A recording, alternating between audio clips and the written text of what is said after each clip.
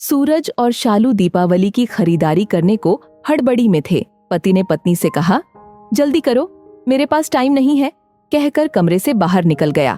तभी बाहर लॉन में बैठी माँ पर उसकी नजर पड़ी।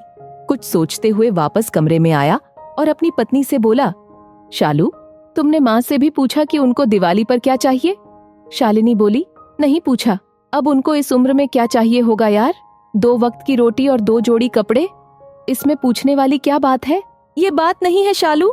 माँ पहली बार दिवाली पर हमारे घर में रुकी हुई है, वरना तो हर बार गांव में ही रहती हैं, तो उनका मन रखने के लिए ही पूछ लेती। अरे इतना ही माँ पर प्यार उमड़ रहा है तो खुद क्यों नहीं पूछ लेते? झल्लाकर चीखी थी शालू और कंधे पर हैंडबैग लटकाते हुए तेजी से बाहर निकल गई। सूरज माँ के पास जाकर बोला, माँ, हम लोग दिवाली की खरीदारी के लिए बाजार जा रहे हैं, आपको कुछ चाहिए? तो माँ बीच में ही बोल पड़ी, मुझे कुछ नहीं चाहिए बेटा, सोच लो माँ, अगर कुछ चाहिए तो बता दीजिए। सूरज के बहुत जोर देने पर माँ बोली, ठीक है, तुम रुको, मैं लिख कर देती हूँ, तुम्हें और बहू को बहुत खरीदारी करनी है, कहीं भूल ना जाओ, कहकर सूरज की माँ अपने कमरे में चली गईं। कुछ देर बाद बाहर आईं और लिस्ट सूरज को थमा दी। सूरज ड्राइविंग सीट पर बैठते हुए बोला, देखा शालू, माँ को भी कुछ चाहिए था पर बोल नहीं रही थी।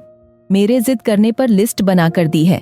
इंसान जब तक जिंदा रहता है रोटी और कपड़े के अलावा भी बहुत कुछ चाहिए होता है।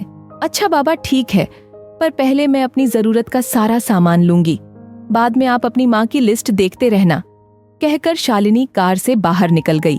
पूरी खरीदारी करने के बाद शालिनी बोली, अब मैं बहुत थक गई हूँ, मैं कार में एसी चालू करके बैठती हूँ, आप अपनी माँ का सामान देख लो। अरे शालू, तुम भी रुको, फिर साथ चलते हैं, मुझे भी जल्दी है, देखता हूँ माँ ने इस दिवाली पर क्या मंगाया है, कहकर माँ की लिखी पर्ची झेब से निकालता है।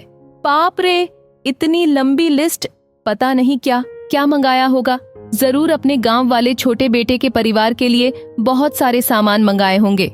और बनो श्रवण कुमार, कहते हुए शालिनी गुस्से से सूरज की ओर देखने लगी। पर ये क्या? सूरज की आंखों में आंसू और लिस्ट पकड़े हुए हाथ सूखे पत्ते की तरह हिल रहा था, पूरा शरीर कांप रहा था। शालिनी बहुत घबरा गई। क्या हुआ? ऐसा क्या मांग लिया है तुम्हारी माँ ने? कहकर सूरज के हाथ से पर्ची झपट ली। पर्ची में लिखा था, बेटा सूरज, मुझे दिवाली पर तो क्या किसी भी अवसर पर कुछ नहीं चाहिए, फिर भी तुम जिद कर रहे हो, तो तुम्हारे शहर की किसी दुकान में अगर मिल जाए तो फुर्सत के कुछ पल मेरे लिए लेते आना। ढलती हुई सानझ हूं अब मैं। सूरज, मुझे गहराते अनधियारे से डर लगने लगा है, बहुत डर लगता है। पल पल मेरी तरफ बढ़ रही मौत को देखकर जानती हूँ टाला नहीं जा सकता, शाश्वत सत्य है, पर अकेलेपन से बहुत घबराहट होती है सूरज। तो जब तक तुम्हारे घर पर हूँ, कुछ पल बैठा कर मेरे पास, कुछ देर के लिए ही सही बांट लिया कर मेरे बुढ़ापे का अकेलापन। बिन दीप जलाए ही रोशन हो जाएगी मेरी जीवन की सांझ। कितने साल हो गए बेटा तुझे स्पर्श नहीं किया, एक बार फिर से आ मेरी गोद में सर रख और मैं ममता भरी हथेली से सहलाऊं तेरे सर को। एक बार फिर से इतराए मेरा हृदय मेरे अपनों को करीब, बहुत करीब पाकर और मुस्कुराकर मिलूं मौत के गले। क्या पता अगली दिवाली तक रहूं ना रहूं। पर्ची की आखिरी लाइन पढ़ते पढ़ते शालिनी फफक फफक कर रो पड़ी। ऐसी ही होती है माँ।